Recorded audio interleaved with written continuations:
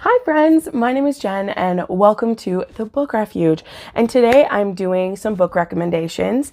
You guys all know that I love romance in books.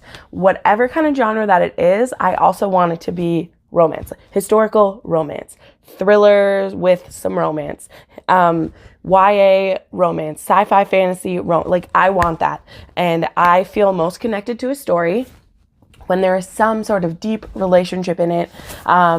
It's not just any kind of romance. Like I'm not just pleased with whatever, but I want there to be that. That is what excites me in stories. However, I know not everybody feels that way. And there are some super great books I've read over the last year that don't have a ton of romance in them.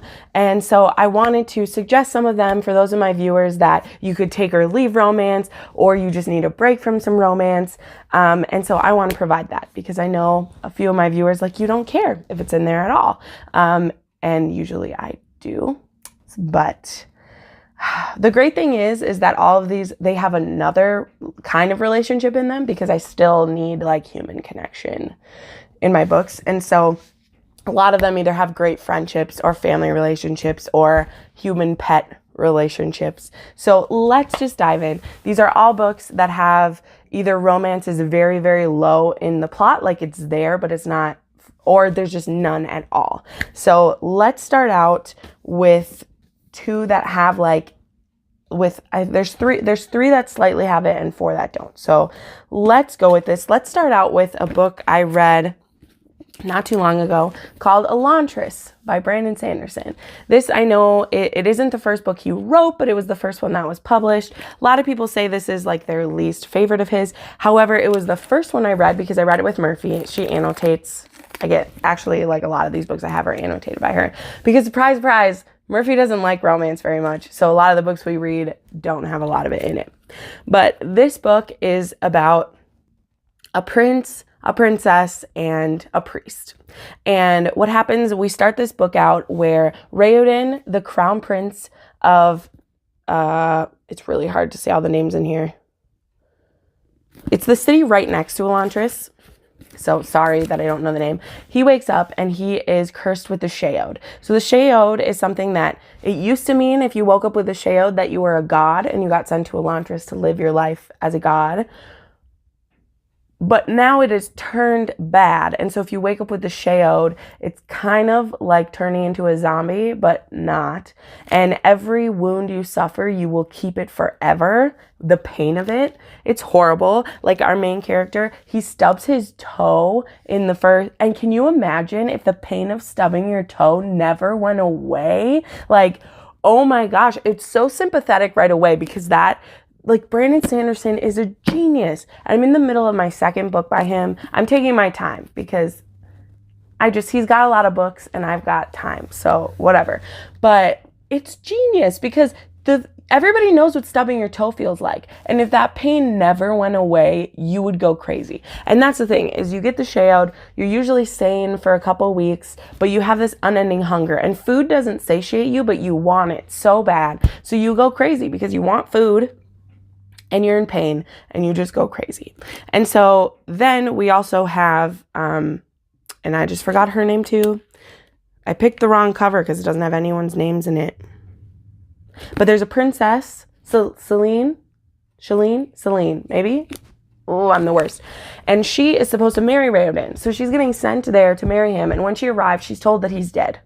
But due to the contract that they signed, if either one of them dies, they're considered married to them so that the political alliance won't blow up. So like they couldn't like assassinate the other one and then like have it be over. So she is legally married to a dead man but she doesn't get any of the benefits of it because the king, Raoden's father, is crazy and we don't like him. And then also this priest is sent to town to convert the land or else his god is going to kill them all. And so there's these three different people and they all have like conflicting things.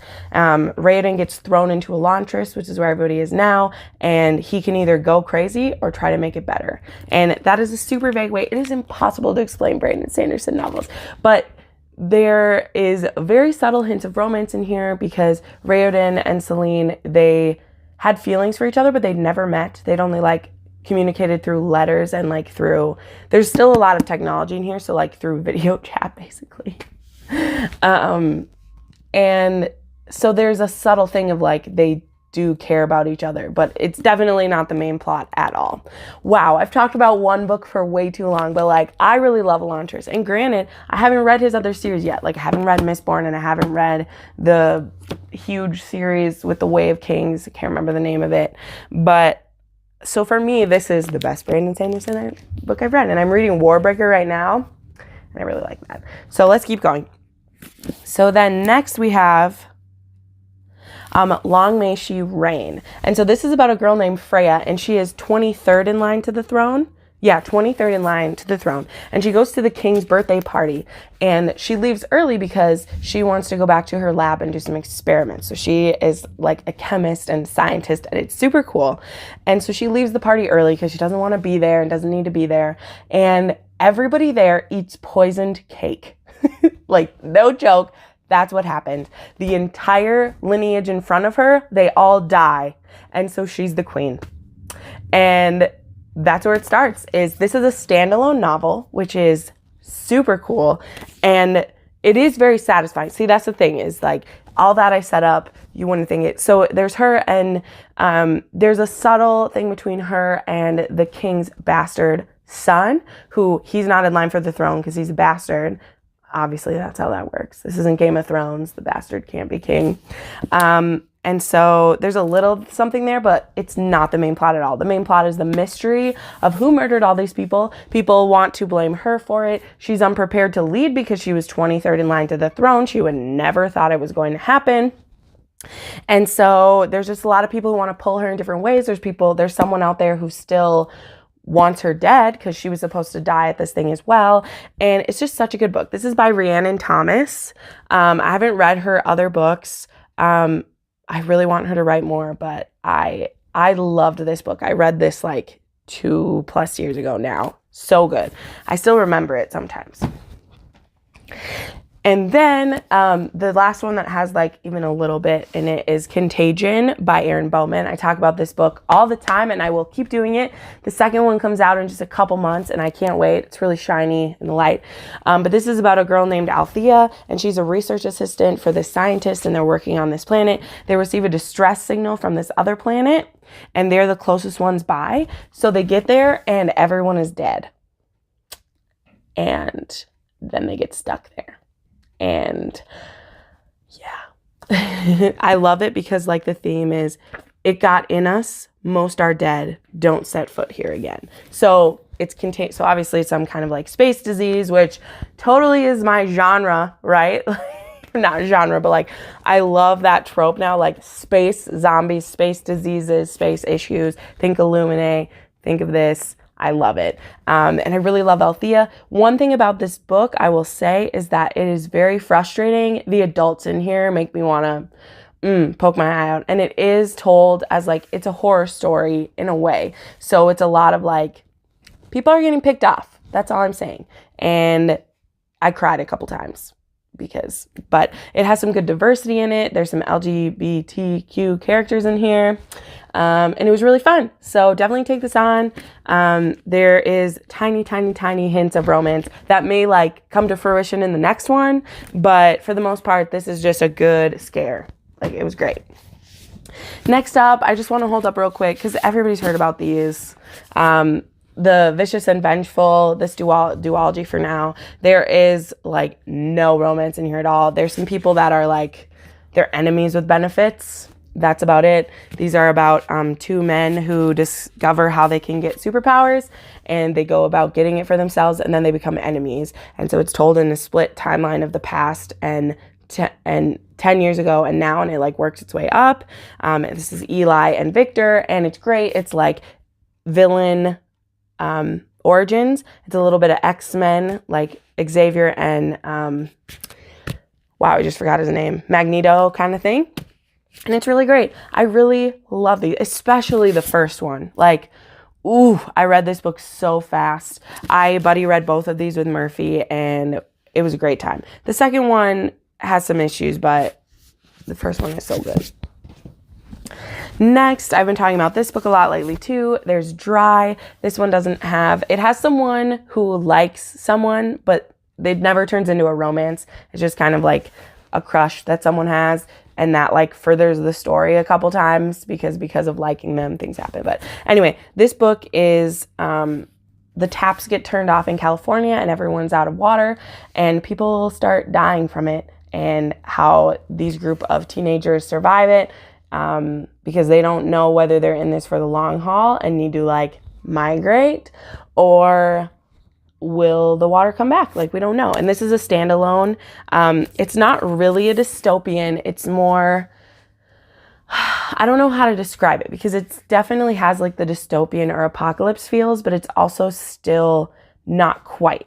So maybe if you don't like that a lot, I really suggest giving this a try. I listened to this on audio.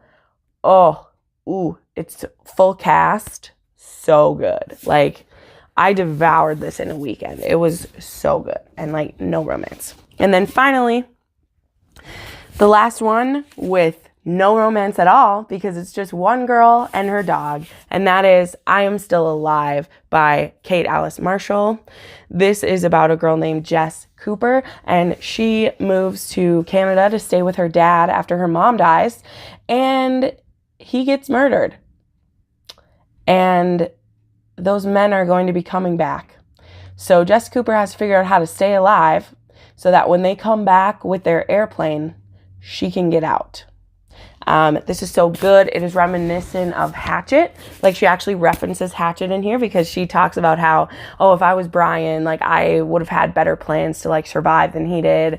And it's really cool because like she used to come stay with her dad, so like she does know some things. She just learned them grudgingly because her dad always really like pissed her off that he lived in the middle of nowhere and everything.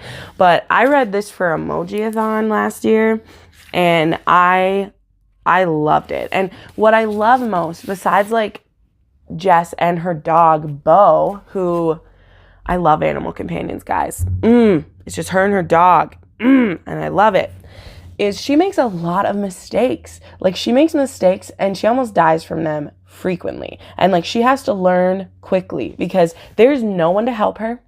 If she doesn't stay dry, if she can't get a fire, if she can't find food, she's dead. And no one will know because she's living in the middle of nowhere with her dad and nobody knows she's there. And so I just really like the heavy consequences of everything. And I love this so much. So I really hope that you will check out some of these if you want to break from romance, or, you don't like romance to begin with. I really enjoyed all of these reads, and it was hard for me because I want romance, and a few of these I was like shipping things that never happen, but that's okay. I don't always have to get what I want. I have 400 other books that have romance in them. So there's that.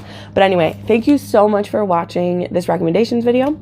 I put up new videos every Monday, Wednesday, and Friday, and you can watch some more of those whenever you want. Have a great day. Bye.